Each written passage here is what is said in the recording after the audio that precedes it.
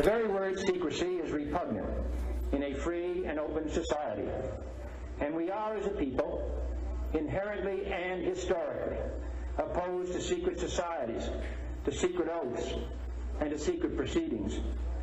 We decided long ago that the dangers of excessive and unwarranted concealment of pertinent facts far outweighed the dangers which are cited to justify it.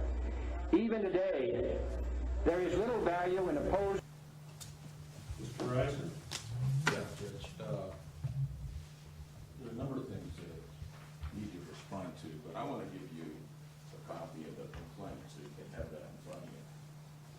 If you want to respond first, my order said that we would take whatever. 59 and 60 motions are usually not evidentiary in my experience in terms of testimony. My order did say I'd take whatever evidence people wanted to present on the issue of attorney's fees today. And Ms. Cruz wants to testify, and as I said, there's overlap, but I don't know what, do you want to respond to that assertion? There's an objection to testimony on 59 and 60.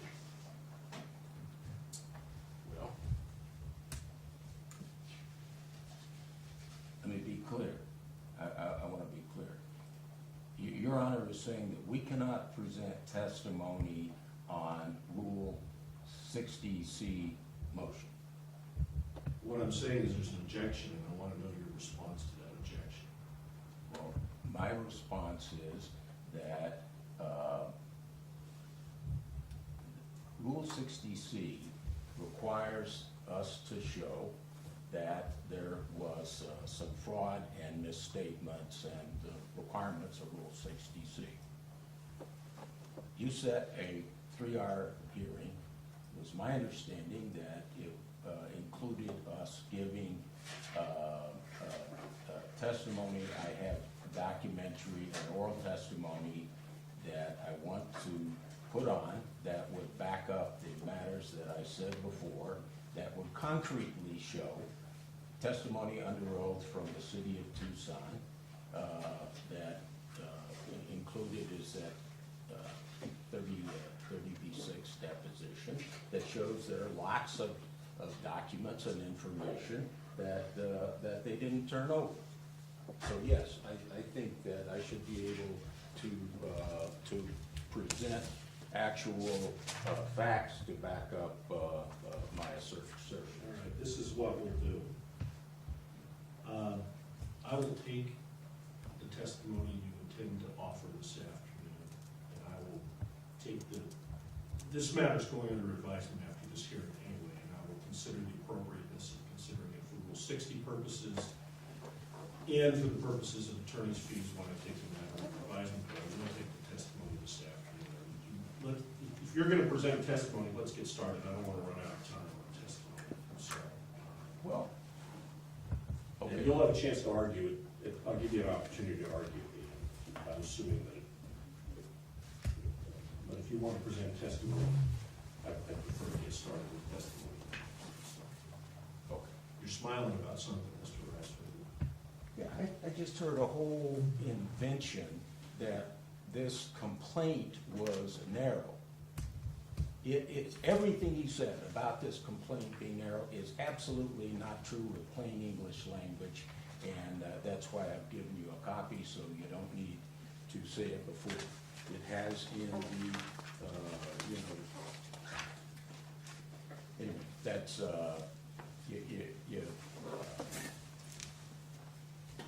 but certainly I. Copy of the complaint? Yes. So I can mark it up? Yes.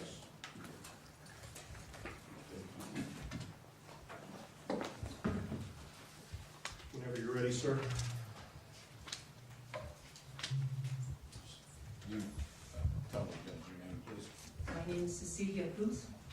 How many years did you work for the city of Tucson? I worked for the city of Tucson approximately 22 years. And are you retired from the city? Yes, I am. And how long have you been retired? About 7 years. In your employment with the city, how many years did you work in the planning department? In the planning department, I worked for approximately, about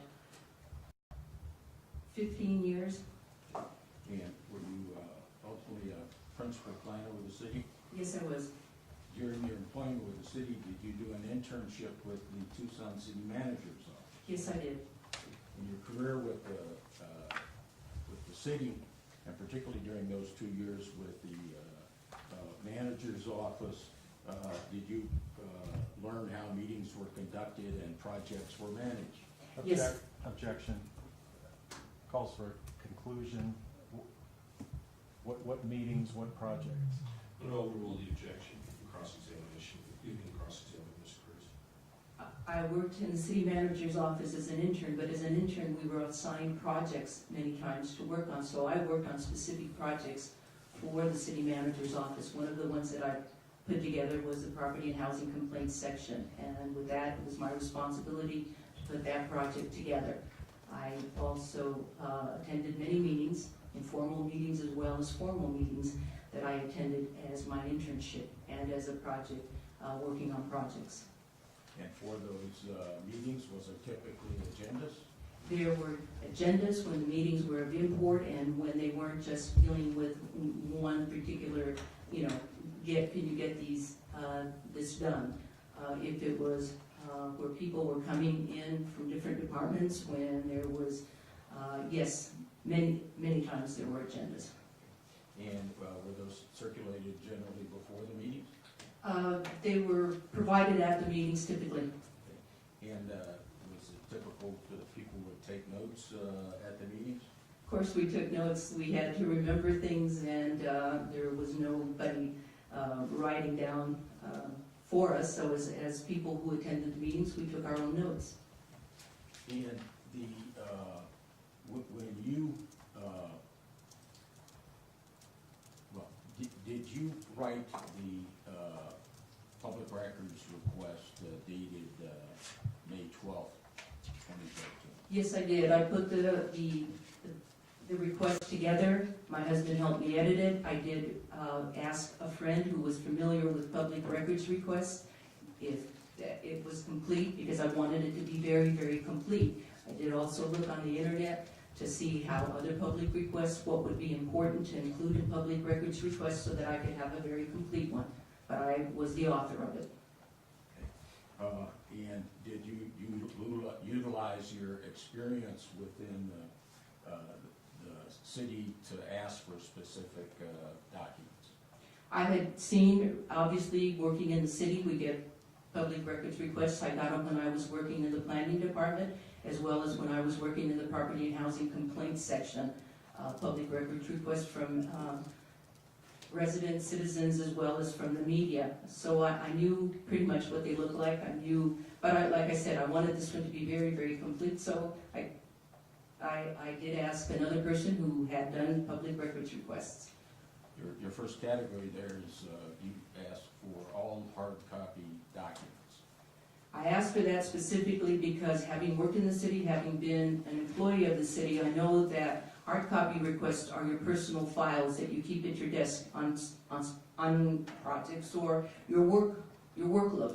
Those are the files that contain a lot of information. So that was the reason why I wanted the hard copies, the desk files, if you will, but the hard copies of information, notes, stickies that are put in case files, conversations. When you speak over the telephone, a lot of times your notes, your meeting, your calendars, those are kept in those hard files that you can't readily put on in the computer because you've gone to meetings, you've taken some notes, or because you put a calendar sheet, or you wanted to remember comments over the telephone. And in this case, have you received any of the city employees that worked on the real project hard copy documents? To my belief, no. I have not seen any written notes. I have not seen those notes, and I specifically asked for that and was curious about that at one of the depositions. I heard that they had pulled all electronic data, but my concern was also in those paper files, those desk files, the paper files. At the February meeting that Mr. McLaughlin alluded to, that February 6th meeting, I also asked at that point if paper files, or the paper files, the desk files had been gathered and had been searched. I got no answer. You've received some of the notes and alleged paper files from Hector Martinez.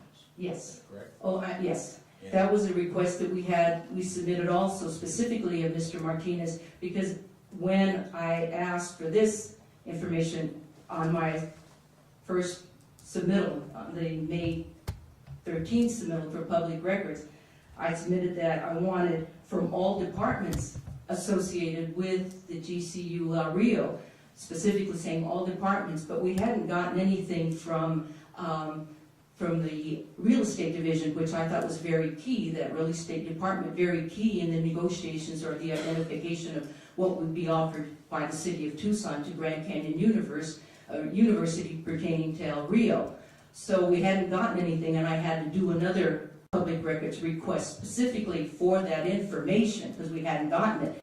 And yes, when it was released, and there were about 100 and some pages that were released, I did see one notes that handwritten notes from Mr. Martinez. Okay. And so none before July 23, correct? Correct. Up to today, the only files that you're aware of, would that be Hector Martinez's Yes. hard copy files?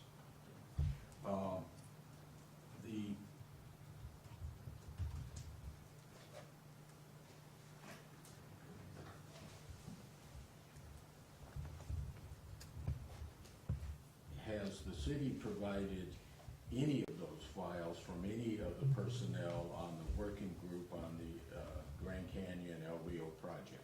The paper files or electronic? The paper files, no. Okay. And very limited on the electronic. Just a sheet there or a sheet there, and all the principals files electronic data. You talked about agendas of certain meetings. Have you received any agendas, even up to today, of the various meetings related? I believe there is one, an April meeting, where I believe that one was, I believe, and from my memory, there was one in April from the people coming in construction or something from development services, something to that effect. There was one agenda. Any other agendas other than that one? I don't recall any. And you had talked about experience of people taking notes. Did you specifically ask for notes of meetings in your May request? Yes, I did. Have you received any notes of meetings, No, with the exception perhaps of Mr. Martinez. Mr. Martinez? Otherwise, none. Not that I recall. Okay. And have you received any calendars? No. There's let me,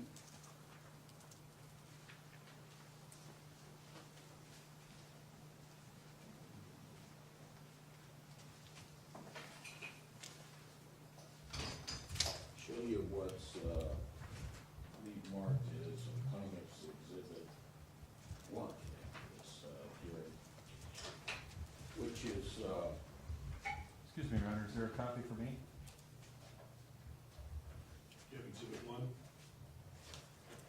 no,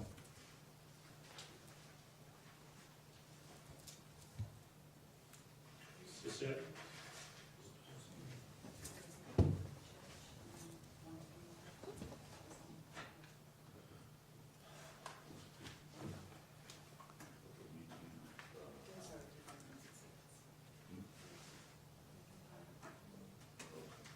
There was a separate judge and then a second one, which is right.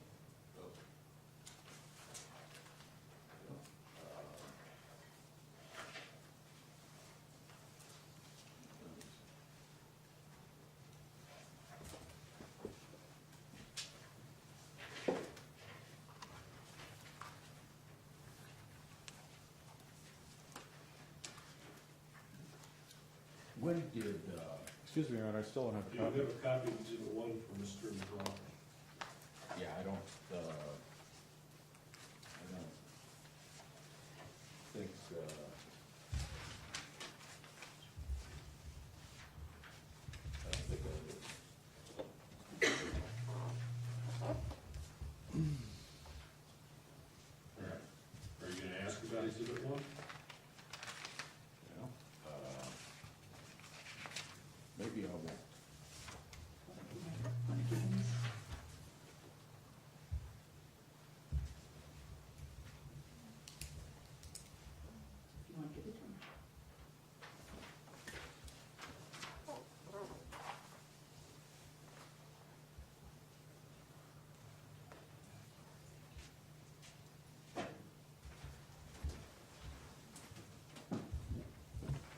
did you learn that the city was negotiating in terms of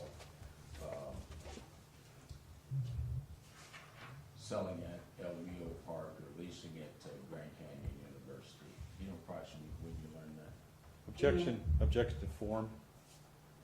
Negotiating to sell is a little bit of a term of art. Overruled. I learned that GCU had been offered, or El Rio had been offered to GCU in a newspaper article on or about May 8th. You, and then you, that, following that May 8th event, that's when you wrote the public records request. Yes, that is correct. And I want to just go back a little bit. Just as an explanation about that date, I had heard before that GCU was interested in putting property in, or a property in Tucson.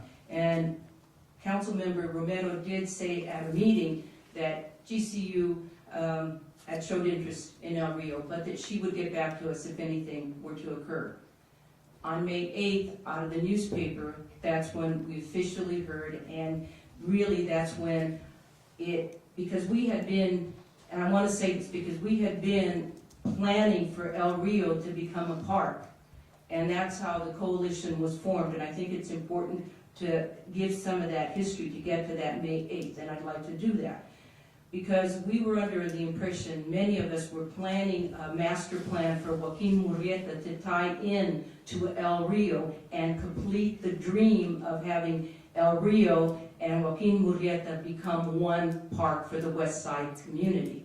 So when the article came out in the newspaper about the city offering El Rio to GCU, it was a very critical and heartbreaking account for myself and many others who learned through it this way. I immediately felt that the only way we would find out, given that we had been misled to believe it was going to be a park, that the only way we would know who misled us was to be able to file a public records request to find out how this came about, who were the people involved, what were the steps that were taken, when did it first come to the public, when did the mayor and council first find out about it, when did that decision was made, who provided the offer, all those decisions that went to getting El Rio to come out, and instead of being a park for us to all of a sudden become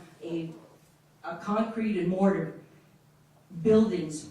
And that's why the public request was so important. That's what drove me to say, I've got to get something in there as quickly as I can, because it appears they're moving very fast since they've already offered it to Grand Canyon University. So it was on May 12th where I wrote it. That was a Sunday. Then I put it and submitted it on the 13th of May. Your Honor, just note an objection. I'd kind of like to stay with the 59 and 60 issue. So I think this is irrelevant. I think a lot of this was covered in the July 23 trial, so let's move on, Mr. West. At what point were you when you drew up the letter in terms of the organizational efforts? What was going on organizationally? Organizationally, I had met with a few people that from the area immediately or adjacent to El Rio, which would be around the Hollywood El Rio neighborhoods, to say that what did they feel about it. And it was like 3 or 4 people. They were very concerned also. I took the initiative and put together the public records request. Subsequent to that, we had meetings, and I had explained what I had done and the date that I had given. So about the public records request. At that, and that was on May, and then that was about the 14th of May. We had a small group meeting. Then we had a meeting on the 16th of May where over 50 people attended it who were very, very concerned about what was going on with El Rio. Many of them past participants in the El Rio Coalition won. And did you, Mr. McLaughlin? Your Honor, repeat my objection. Mr. Resnick, why is this relevant to the question whether the case should be kept open? I mean, I think it was clear in the July 23 trial that this is a very important issue for any number of people, including Ms. Cruz, for a large number of people. It was also clear in the case law that Ms. Cruz's motivation for seeking public documents isn't even relevant. She's entitled to seek them for any reason that she wants, and so why are we discussing this? well, one of the reasons is because this is testimony that's important on the issue of bad faith by the city, which is a critical element in attorney's fees, including the ARS 12-349 claim. And how is this particular testimony critical to the issue of attorney's fees? Okay, because what she's doing is laying out the part of the, here's a couple things. One, she's talking about the issues and the reasons that are important to her. Those are identical to the reasons that Kozaczek put out that are important to her. These are the kind of issues that if you look at this and, yeah, you want to know what they are. And Mr. Baldonegro testified at Right. significant length about the cultural heritage significance of the site, too. So, I do remember a lot of this was covered on July 23rd. But the public records law requires that things be prompt when they're turned over. Political issues often, and these kind of issues, have a certain shelf life where if the public agency that has the records want to delay until no longer is it an issue, it has a strong effect on what's going on. It's strongly contrary to the public records laws and is implicated in the ARS 12-369. One of the things that 369 or 349? 349. Felt that the decision was going to be made and wanting to talk to the city manager as to what happened. Could he answer questions for us? So absolutely, we wanted to talk to people. How many people from the Coalition? coalition were there? There were about 9 people from the coalition. Okay. Were you told by the manager that or people in his office that he couldn't give you details about what was going on? At that meeting, we asked questions, and Albert Elias and Kelly Gottschalk said that they really couldn't address the questions that we had, or some of the questions that we had, because they had signed confidentiality agreements. And this was in May 20th. May 20th. I'll offer Exhibit 2, which is an email of February 20th. No objection. Two's admitted. Do you have a copy? I do not. Mr. Rogers took that back. I think he used that one, but it's fine. I've seen it. Okay.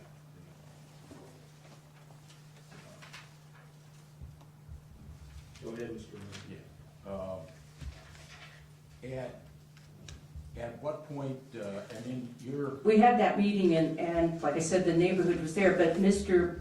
Miranda did say that he was going to ask the city attorney to release the records. at what point did you then talk to a lawyer and seek help on getting the records to the city? We had a deadline of the 16th that we wanted it, because like I said, it was moving very quickly and no one was giving us any information. So I wanted to look at the records, and I asked it for May 16th. After having called a number of times to different offices about my going in and seeing the records and getting no response, after that, it seemed like, knowing that time was of the essence, that the only way to be able to possibly get a response was to ask for help. And I asked for help of Mr. Reisner because I knew he was knowledgeable about El Rio and about the issue as to how it affected the community and what it meant to us. I asked him if he would, and that was probably after not getting the records, I asked, can you maybe write a letter? Can you maybe help us? And that's how Mr. Reisner, you got involved, I think, and the date, and, you know, maybe around that time, the 20th, maybe a little before, of please, you know, helping us out, at least to see if maybe a letter from an attorney would help in releasing the records, figuring if an attorney sent a letter, maybe the city would comply. That was the issue. And the letter was, we delivered dated May 23. Did you receive some documents on May 24th? We went on or about the 23rd, Jerry Guerra, another member of the coalition, and I went to City Hall, and Mr. McLaughlin did have some records there that we saw, and we went through them. And none of those records really answered any of their questions with respect to the deal, if you will, with Grand Canyon and the city of Tucson. And then at that point, it was like, if I take these records, is that going to limit me that there are no more records? And that's when I did call you and said, Mr. Reisner, I need some help here. And so the lawsuit speaks for itself in terms of the claims. Did you then personally pay the filing fee? Yes, I did. I fortunately had some money to pay the filing fee. And we also asked for contributions of the coalition members because it was very important. The transparency in government was an issue that many members rallied around because they wanted transparent government. They had been dealing with other issues that they felt that City Hall was not being transparent, and they offered also to help in paying the filing fees and other costs. Was after filing the lawsuit, was it your belief that the city would then provide the records? Yes. Well,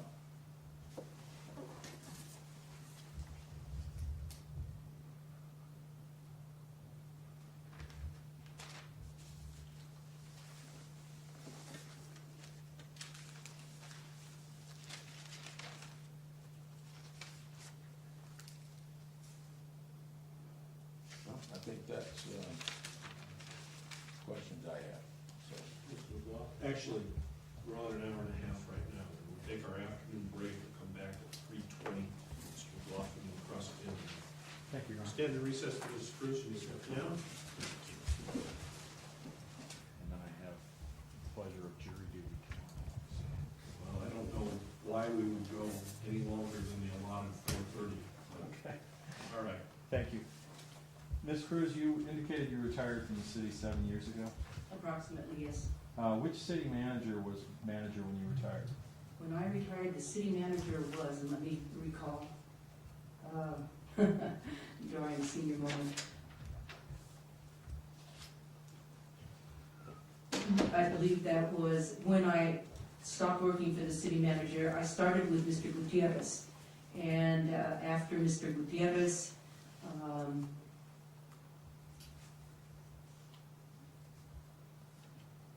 and I can't recall right now. Okay. Do you know how many city managers there have been since you retired? No, I don't. Okay. Is it possible that policies and practices have changed since you retired? I can't say. Okay. You don't know? I don't know. Would you agree with me that the city has many departments, Yes, it is. and department heads may have their own practices and policies on agendas or records or files? I can't answer that because I don't know what every one of them does. Well, you said many times you were in meetings where there were agendas. So were there many times there were not? There were informal meetings where there were not agendas. Okay, so you agree with me that not every time two, three people got together in a room to talk about a topic, they drafted up an agenda? You know, a lot of times people would put things up on one of those pull-over pieces of papers, sheets that you do, and yes, Okay. there were times when there weren't agendas and formal meetings. Do you know if there's ever been a city requirement to take notes in meetings? Not that I recall. Do you know if there's ever been a city requirement to have an agenda in a meeting? Not that I recall. And anything that required you to keep a file on everything you were working on? When I worked in certain department, yes, there were requirements to keep files. But- With certain departments, yes, the ones that I'm familiar with, we were required to keep files for the planning department, for development services, so we did keep files for those departments that I worked for.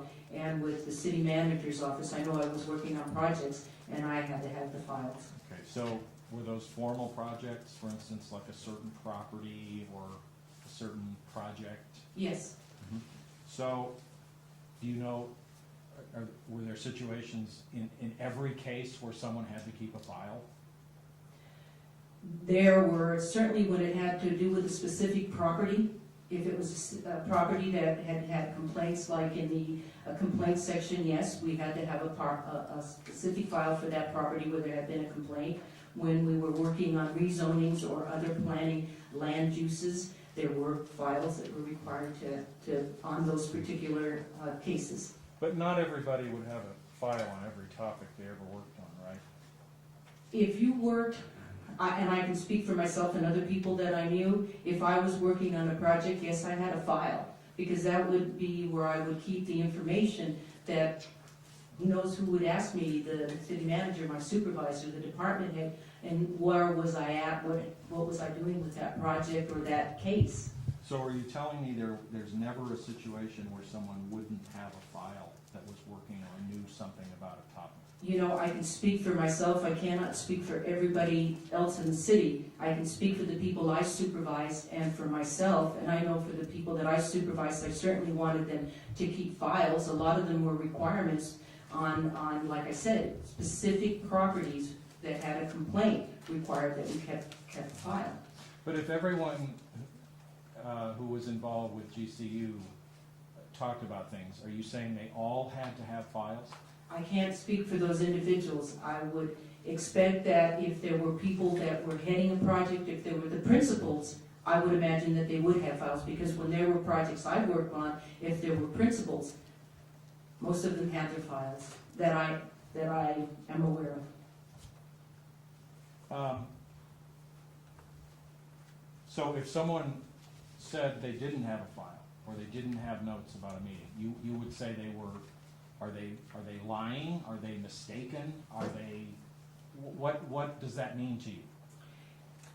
If I asked a question of one of the employees that I supervised, I asked him, do you have, this is the case you're working on, do you have a file? Or I wouldn't ask, do you have a file? Can you get your file so we can go over this case? That's the way I would know that they would have a file. Now, I didn't say to that individual or to those individuals, you must have a file. Or where is your file? If we were having meetings and we were discussing a case, a project, especially if there was a public records request, certainly I would want to see the files, all the files. But you're assuming that everyone has a file. I'm just going by, and I guess it is an assumption in the sense that when you're working in an environment, most people do have files. Now, did I go check in everybody's drawer or other people's drawer? No. So there could be individuals who did not keep a record or a file. But just one more question, then I'll leave this. Do you assume that everyone has a file on every topic they ever discuss as a city employee? My assumption is this, my assumption that if it's a critical issue, that if it's a very important project, if it is an important case, if it is of significant importance, that most individuals would have some record and some information that they refer to as their records and as their files. And you would obviously consider Grand Canyon and El Rio a critical issue? Yes, I would. It's the first time that ever a in-use public asset was going to be offered to a public-private entity. That to me is very important. I want to ask you about the, so it was a critical issue in the, do you remember the February 6th meeting that we had with city staff The February 6th meeting with city staff. this year to talk about what records you thought were? Oh, yes, this year, yes. Mhm. Mhm. Now, do you remember that we asked you to provide a list of material that you thought the city still had that you didn't have? Yes, and we went over, Just, that's fine. Okay. So, Exhibit 1 to the reply on the 5960 that Mr. Reisner put in, that's the list you gave us. May I answer that question? Fine. Okay, the first question though. No, you've answered my question. The So- question that you're asking me is, and I will explain, and I will answer it as best I can. At that meeting, we went through a number of items of what we felt were missing. As you did, and we had some paper sheets, and Ms. Pacheco did have her computer, so we were going over things. At that meeting, we had them there, we were going after that. Nobody in that meeting was really from IT, there were some IT people there, and we were going through the list. Then Mr. Rankin very abruptly ended that meeting for us. So that was it, we were cut off. We couldn't submit the paper. Excuse me, ma'am. Hold on, ask questions. Yeah, thank you, Your Honor. Your Honor, this is why I'm objecting to this kind of testimony. That is not a true statement, and I have no way to dispute it now. Just go ahead, cross-examine. Thank you. Please. Now, let me ask you again. The whole point of that meeting was, we were asking you, tell us things you thought were missing. And we Yes, asked you to give us a list. yes. Now, Mr. Reisner earlier was reading a list of names where he claimed there were no files, no agendas, no calendars. Did you give us a list of those names with Exhibit 1 to the reply? We did not give it to you because we had to go back because you asked for the document pertaining to the question we asked. And in order to do that, we had to go back to list through all the paperwork that we had been given, the mountains. So to be able to answer that, we wanted to be factual, to go back and provide you that document. So we had this February 6th meeting, and we asked you, you're saying that the point of that meeting was to try to figure out what we had or didn't have. But you're telling me that there was some qualification of what we said you ought to give us, right? Yes, you asked for the documents pertaining to our question.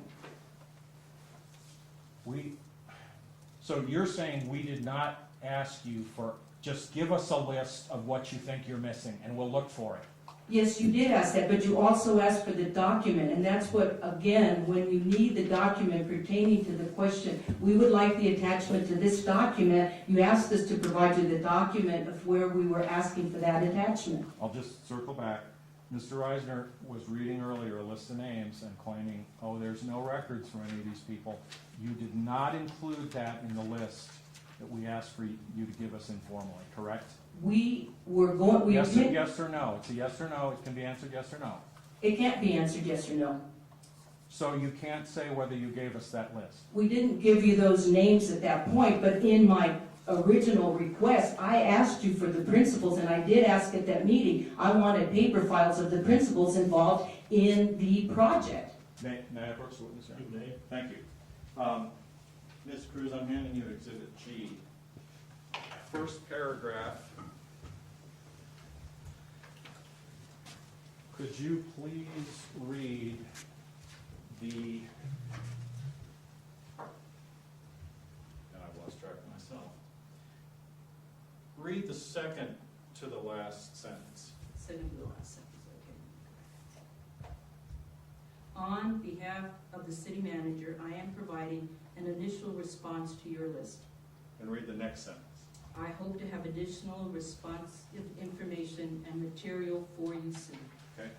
Now, if I simply say to you that the city would like to work with you to find out everything you want to know that you think you don't know, without a new trial and without another public records action, what do you say to that? I say to that given the bad faith, given the misinformation, giving the stalling, giving the drops of information without attachments, making it so complicated for me to go through the stacks of material that have been provided that does not lead me to an information. I would be very, very concerned if people weren't under oath saying what they know or what information is available. I would be very skeptical. I would believe that if we went what you just said, we would still be here 2 years from now at the same point trying to identify, because you've asked us what information is missing. You hold the bag, you hold the whole bag, and yet you ask me what is missing. The only way we've identified that is by going... No, hold on. You asked her an open-ended question. Okay. Is by going through the information and trying to put it together. When you give me an email without the attachments, you give it to me in December or in August, and I don't find the attachment until December, trying to identify the thing that initially I wanted, and I believe many of the coalition members also wanted, was to see transparency, to see how government worked on this particular project, who was involved, what of our council people were involved, what role did they play into it, and we haven't gotten to that point yet because of the stalling, because of the way documents have been released, because of the questions that you asked me to provide you. What is missing? For me to know what is missing, I don't have all the records that you have. It's made very, very difficult. We've done the best we can. We've needed to have people help us to get to that point. So I would answer to that answer, no. And that's in spite of multiple voluntary releases to you over the last months. Voluntary releases, and I will go back to my experience with the city on issues. When I was asked for a public records request, I would gather all the information and I put it in a table and I would say to the person requesting, here are a number of paper clips. You go through our files, you clip what you want copied from the record that we have on this case. And that's one department, right? That was what I was believed to be told as a citizen and as a public servant, that you obey the law to be able to provide records to the public, because after all, you represent those individuals and you have their records. The things that they're asking for as far as records, that belongs to the public. Okay, Mr. McLaughlin, ask a question, please. Thank you. My question, ma'am, and maybe I was not clear, when you were working for the city, when you did that, that was your own file within one department, right? No. It was the file because with the planning department, as you know, we deal with real estate, we deal with transportation, we deal with many water departments. When we're working on a piece of land, it has to do with many departments, especially if it's new construction, the availability of water, the availability of sewer, streets, construction, infrastructure. So a lot of departments work on a land use project. So yes, we would get all the records and set them together for that client. But you would agree with me that there can be situations where there are multiple departments trying to gather records? Yes. Yes. That's all I have, Your Honor. Mr. Reiser? Any redirect?